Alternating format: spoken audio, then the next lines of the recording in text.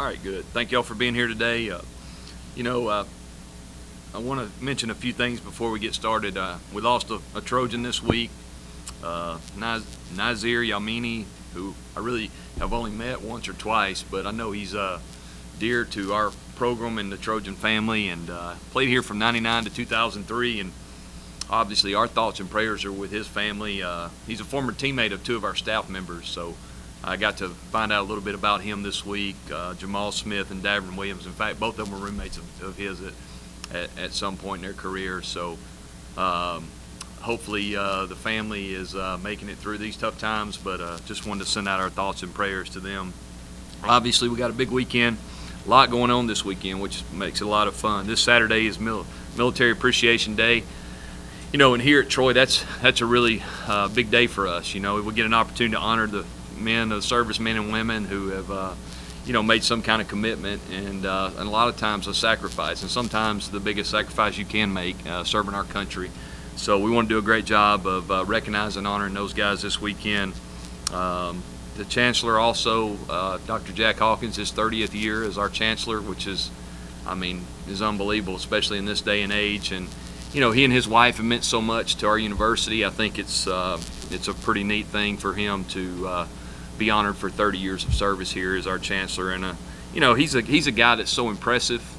Being around him, when you walk away from hanging out with him, you kind of like, I wish I could be a better person to be more like him. And that's the kind of impact I think he has on everybody. And obviously he and his wife have done so much for our university in a lot of different ways, put us on the map nationally and so forth, and really brought our university from Division II, obviously you're talking athletics, all the way into Division I, and just an unbelievable job. So be a special weekend for him as well.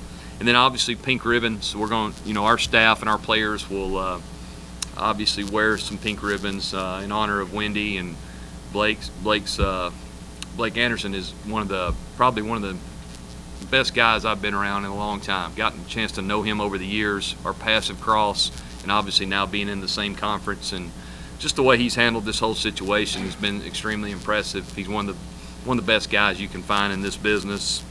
His resilience and the way that Arkansas State community has really comforted him and helped him and his family and his children, I think says a lot about really what college athletics is about. And so obviously we would like to continue to raise awareness for cancer and cancer research, and we're going to take some donations this weekend to help make some kind of donation to that cancer research. So obviously a big weekend, a lot of things going on, and I think it'll be an exciting weekend for our fans. Being back here at the Vet, obviously the last time we were here, the fans were unbelievable. Our student body, second to none. Just really impressed with how active and how involved they are in the game and with our players. And this weekend should be no different. Just to kind of recap from last weekend, obviously being on the road, going to Akron. Overall, very pleased with getting a win. Anytime you can win a college football game, it's a big deal. Okay, it's a hard thing to do, and obviously a little different circumstances on the road for the first time together in 2019, handling a long road trip, and then obviously playing in a different atmosphere, one that we're not accustomed to. There's some very unique things about Akron that make it a tough place to play. So I think that was really good how our players handled that. One of the things we really stressed all week was getting off to a fast start. I really thought we did that in all three phases. If you think back to our first couple games, that was something that we were really trying to make an emphasis on. I thought we did that. When you talk about offense taking a drive and going the length of the field, scoring a touchdown, defense getting a quick stop, and then the special teams, doing their part as far as covering the kickoffs and so forth. Really, really pleased with that. And then I think we finished the game the right way. We had an opportunity to have the lead in the fourth quarter, and really liked that we were able to kind of just finish the game and not extend it, make it longer than it should have been. So really, still a lot to clean up. Don't get me wrong, it's not perfect by any means, but I thought we improved, and that's what I was impressed with. Players of the game this week by our staff was recognized. Offensively, D.K. Billingsley filled in very nicely for B.J. Knew he was very capable, ran for 100 yards, protected the ball. I know we let it on the ground one time, but it didn't get away from us. Caleb jumped on it, so that was good. Something that goes into stats as not having any turnovers, but it could have easily been. But DK, I thought, was very solid. Did a great job running the football for us, and did a great job in protection as well. So very pleased with him. Jawan McDowell was our Defensive Player of the Week. He graded like 86%, which is very high for a defensive back, and had 2 pass breakups. And it was good to see him play well. He's been here for a long time and has improved tremendously, I think, since the spring. So really pleased with how he played. Special teams, Luke Whittemore was a guy that stood out to me, because he fielded the punch, to be honest with you, and kept us from losing yards, letting the ball roll. That's a huge deal for our offense, is that we'll field the punch and make great decisions. He did a nice job of that because the guy kicked it better than we thought he would, to be honest with you. He kicked it a lot better and boomed a couple of them. So Luke did a nice job there on top of having a nice game at receiver. So those are our 3 players of the week. And these guys have a lot of skilled guys, a lot of weapons. The quarterback, Logan Bonner, been very impressed with him so far. I know he's been the backup previously and gotten some time, but now it's kind of been his team, and I like the way he manages their offense and gets the ball to their playmakers. I think he does a really nice job of running the offense and doing what they ask him to do. The 3 wideouts obviously stick out the most. Omar Bayless, very familiar with him from Mississippi, kid we recruited some when I was at Southern Miss. Very impressive, big, 6'3", can make all kind of plays. Jonathan Adams, same thing, another big wideout. Guys that are really good in one-on-one situations. And then Kirk Merritt is a guy that they got there that's very explosive, a guy that was really highly recruited, and he's 6 foot tall. So they got big wideouts that are athletic, very skilled, probably one of the best groups in our league. So very impressed with those guys. Marcel Murray, their running back, was Sun Belt freshman of the year last year. So he's another guy that they've added to the mix in the last couple of years that I think. Obviously, he's a year older and a year better, and so he's very solid at running back. And then the O-line, I think they're big, they're physical, very solid up front. So definitely going to be a challenge for us on that side of the ball as well. Defensively, another impressive group. Dave Duggan is their defensive coordinator. He and I were together at Southern Miss, very familiar with him. He's outstanding, one of the best defensive coordinators in the country. Very sound. His guys will play really hard. And you can see that on film. Their front, big, athletic, really impressive group there, led by, I think, Forrest Merrill, their defensive tackle, who's big and powerful, extremely hard to block, and he's very impressive because he disrupts a lot of things. So I think he's a guy that we're going to have a plan for. The other D tackle, Kevin Thurman, is another guy that's extremely impressive. I think he's one of the better defensive linemen in our league. Very athletic, quick twitch. I mean, really does a great job getting off the ball. And then you look at their DNs. I think William Bradley King and Caleb Bonner both are impressive. They rush the passer well. They play extremely hard. Just very impressed with their defensive front. I think number 32, the Chambers, their linebacker, is a guy that is their Mike linebacker that really fits the run well downhill. Good tackler. I think he's another guy that kind of helps that defense go. Just being around Dave, he's always had a Mike linebacker that's kind of the guy that gets everybody lined up and the guy that kind of leads the defense. So no different with Chambers. And then, the secondary, I know they've had an injury there, but B.J. Edmonds is their safety. I'm really familiar with him. He's an Alabama kid that I recruited some out of St. Paul's. Really active, plays extremely hard and physical, plays downhill, and is just a really good player. So obviously we'll have to have a plan for him as well. He's a really, really active guy. Special teams wise, our punter, Cody Grace, one of the best punters maybe in the country. Big time leg, can do it all, can kick it places, also kicks it, very well down the field. So do a nice job, very sound in their special teams. Kick returner Kirk Merritt's one of those guys that you gotta account for. He can make you pay big time if we don't cover well. And then B.J. Edmonds, their safety, is a guy that's very solid. He's their punt returner. Does a great job making good decisions, and he can hurt you in the return game as well. So, I see a really good football team. I see a big challenge for us this weekend.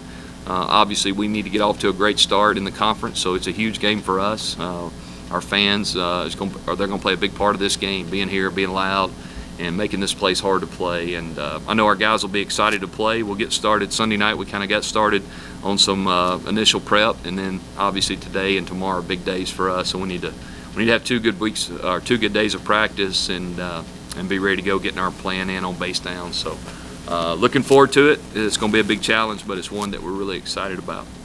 All right, any questions? Coach, you had more yardage rushing the ball than passing. Mm-hmm. I know you always want to get the ball in the hands of your playmakers, Mm-hmm. but you got to be proud of that running game. Yeah, I am very proud. They gave us a lot of 4- and 5-man boxes, so the numbers dictate it, and I thought our guys did a nice job blocking. They had a couple big guys up front, and really impressed with DK, and also I think Trevon Wolf did a nice job as well. I mean, his first action ever, and I thought he did a really good job. But yeah, I was pleased with the way we did that. I know the team probably knows the importance of it, but how do you stress to them starting off 1-0 in conference play? Yeah, I think it's something we definitely want to talk about. At the same time, I don't think we approach it any different. We're going to prepare each week the same. We'll try to give our team the best chance to win. At the end of the day, it'd be nice to get off to a great start. That's what we want to do. That's our goal. It's still a long ways from the season being over or anything like that. So a lot of good games left to play, but we really do want to get off to a great start, and it's a big challenge for sure. Coach, talk about the play of the defensive backfield, the young defensive backfield last week. Yeah. First week, and what you need out of them against this post. Yeah, well, we need them to play really well. These guys are very talented, but the thing I saw from the previous week was I think we didn't give up as many explosive plays, not near as many. I think we had one on a back shoulder catch and man coverage, but I think the communication was a lot better. I think some of these young guys are getting their feet wet kind of and getting more comfortable being on the field and making adjustments as the game goes with different formations and so forth. And I think they're continuing to grow. It's going to be a growing process throughout the season, but hopefully by the end of the year they're playing really well, and just impressed with how they adjusted this week from the previous week. Get a big win on the road. Yeah. But after a loss, what confidence does that give you guys now heading back home? Yeah, I think for sure. I mean, I think obviously the way we approached the Southern Miss game was two good football teams and a really good opponent that would give us a lot of momentum getting ready for conference play, and I think we got that for sure. It didn't come out like we wanted, but at the end of the day, I didn't see any flinching last week in our practice. Our guys practiced hard, tried to improve, and seemed to be in great spirits, and obviously that paid off getting a win at Akron. So this week, different animal, first conference game, very good football team, but I think it's one our guys are looking forward to. You said you liked the way you finished that game Saturday. Yeah. I'll go back. How important was it to answer?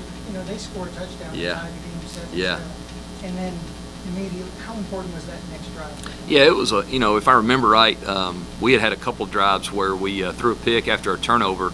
This was a very, very poor decision, and then had another drive where we had a penalty, which was my fault. And so I think after that they scored and we regrouped and went down and answered and any time a team scores, you want to answer the bell, so to speak. And I think our guys did a nice job of that. We put a really good drive together, and I think Caleb made some great decisions with the RPO stuff. He taking what they give us. I think that was important. Akron was a big drop 8 team, which doesn't leave but 4 to 5 guys in the box, which is good. I think that's a growth.